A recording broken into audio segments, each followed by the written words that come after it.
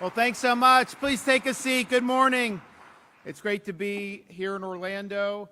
Looking forward to being able to do these checks. You know, we've upped the amount of the checks over the years, and that's, I think, appropriate. Also, with all the inflation, I mean, you kind of have to do it to make it bite. So all the finalists are getting $20,000, and then I guess another, how much for the winner tonight? Yeah, another 50. So that's meaningful, and I'm really glad to be able to do that. And on the issue overall of teacher pay, we've delivered another increase in this budget that I just signed a couple weeks ago. So we now have earmarked $1.36 billion that goes to the school districts, but can only be used for teacher salaries. You know, you'd say, like, we want more money for education, then the money just somehow disappears and doesn't end up. So we've created this categorical item in the budget where that's the only thing it can be used for. Now, we wanted $1.5 billion. Florida Senate was willing to do that. Florida House didn't want to do anything. And so that was kind of the compromise, and so it was more than what we did in previous year, but I think we can do better next year, so we'll be pushing for that, and just make sure you tell your state representatives to get with the program here. We've also continued our investments in civics education. Really important that this is something that students have access to, and part of what we've done with this Civic Seal of Excellence is let educators go in, do this course, and you get a $3,000 bonus. We've had a lot of people that have gone through that. It's really one of its kind. There's other states that have modeled after this. I mean, I had people in some other states like almost come to tears that a state was taking civics this serious. It's like, we've been trying to do this for a long time. We had to fight with the House on that. Senate and I supported it, and we ended up getting it funded. So we have more Civic Seal of Excellence, grants for the teachers that go through, as well as continue with our Civics and Debate initiative. We got every school district in Florida is now doing the Civics and Debate, which I think is really, really important, and I think it's good for these young people, especially when they have to get a subject and they have to argue maybe on the other side that what they actually would believe. Maybe you have to actually get out of your comfort zone and start seeing things a little bit differently. So that's really valuable. We've also, we're pleased to announce recently the improvements in grades for the 2024-2025 academic year.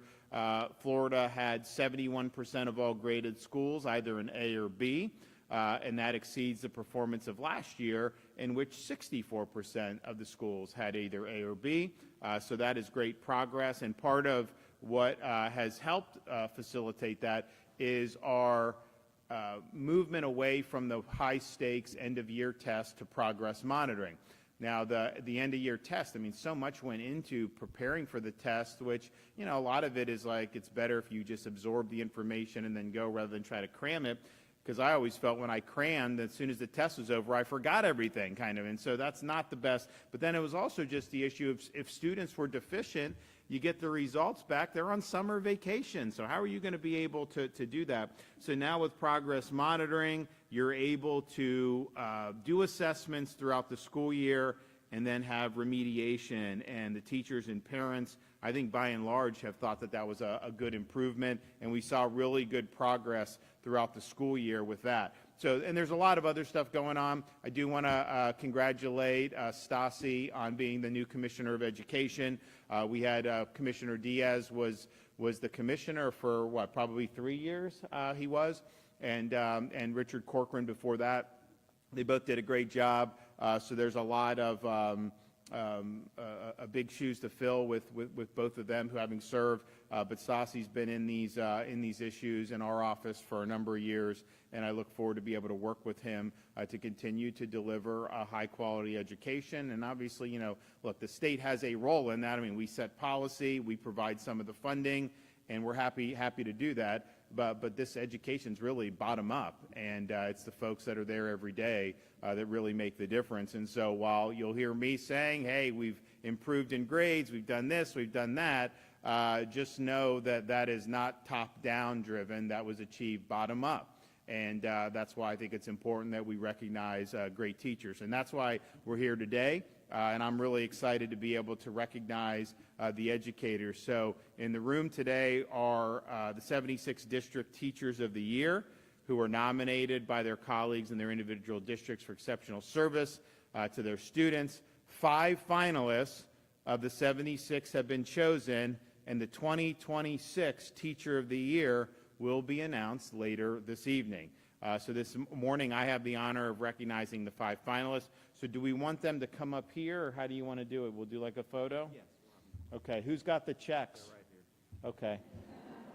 So Stasi will hand you the checks, and then maybe we'll just get here, and then we'll do a picture. So we've now, as I mentioned, increased the awards to $20,000 for each of our finalists, and those finalists are, and then of course the Teacher of the Year as a whole is going to get a total award of $50,000. All 76 district teachers, including obviously most of those are not going to be in these 5, but they're getting $10,000.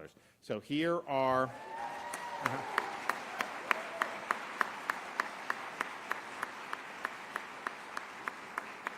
So I will, when I call your name, please come forward and get your check. So our first Teacher of the Year finalist is Autumn Crabtree from Citrus County, Crystal River High School, culinary arts teacher, also certified in middle grades mathematics and family and consumer science. Congratulations.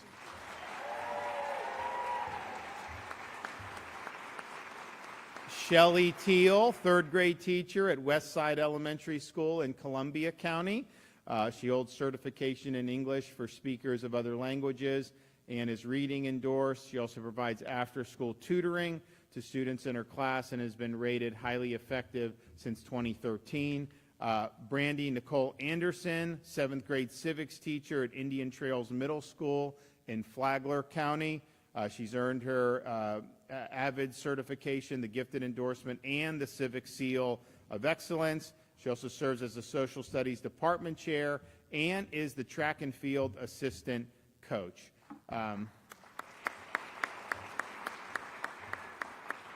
Katie Jo Harrison, 1st grade teacher in Liberty County. She earned, and junior high school in Liberty County, she earned Civic Seal of Excellence and holds certification in English for speakers of other languages and is reading endorsed.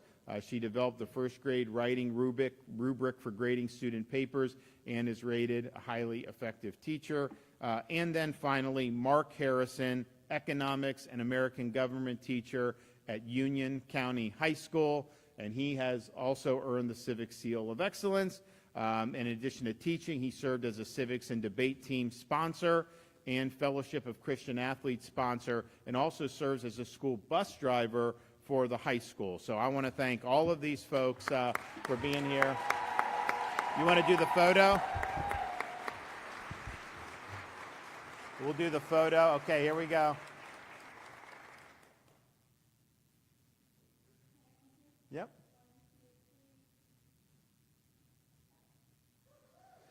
All right, well, congratulations. Enjoy tonight. Good job.